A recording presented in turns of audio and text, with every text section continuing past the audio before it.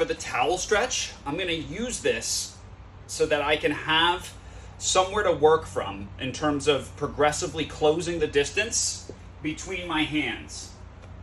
I'm gonna reach around, grab one end of the towel, and with both sides, I'm gonna try to creep up, and I'm gonna feel a stretch both here and on the other side over here.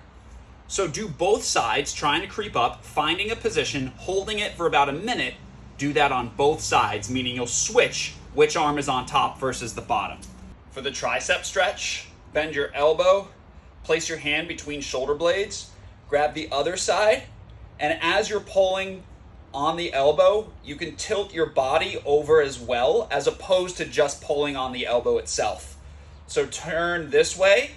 That's going to get you a nice stretch all along the tricep where we connect to the shoulder, but as well as down the lat here at the insertion point of the lat by the shoulder as well. Just do this, kind of going back and forth between 8 and 10 times per side. For the child's pose lat stretch, you're going to focus the stretch on the outside of the shoulder here, where you're going to keep your butt to your heels, and you're going to reach way over and grab the ground, and then turn into that shoulder, and you're gonna look at the wall on the other side, maybe even behind you, as you kind of twist and find areas that are nice and tight where you can stretch out. I'm gonna feel this all the way along here. Great way to loosen up the shoulders. You can do this on a bench, you can do it on a chair, you could do it on the wall. The point is that you have to have something. And when I say you could do it on the wall, you would do it standing up like this.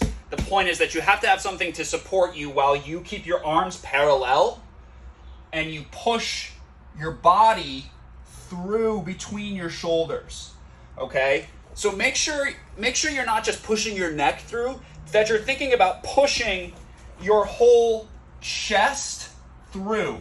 So you'll find that to do that, your shoulder blades are gonna squeeze as well. Do that for about a minute or 90 seconds. One of the best possible things we can do for shoulder mobility is to work on upper back or thoracic extension, where you're going to allow your shoulders and your head and your neck to arch beyond the foam roller here and then come back up.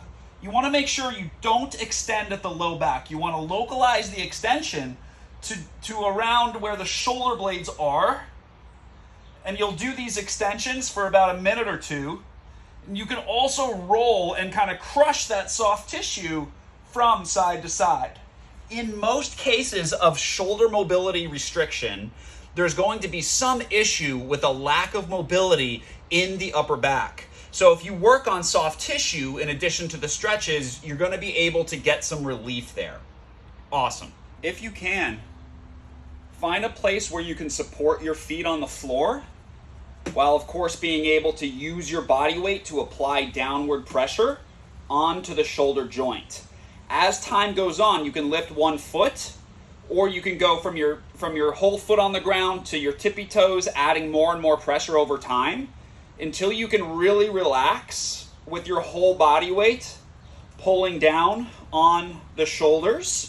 And this is just to help kind of create space here and loosen things up. I advise that you hang for about 30 to 60 seconds, depending on the intensity of the stretch. For the pec stretch, keep the elbow just below the shoulder. With the same foot, bring it forward and turn away from your shoulder to get a really nice deep stretch along the front of the shoulder and along the chest area here. Give that about 60 to 90 seconds each side.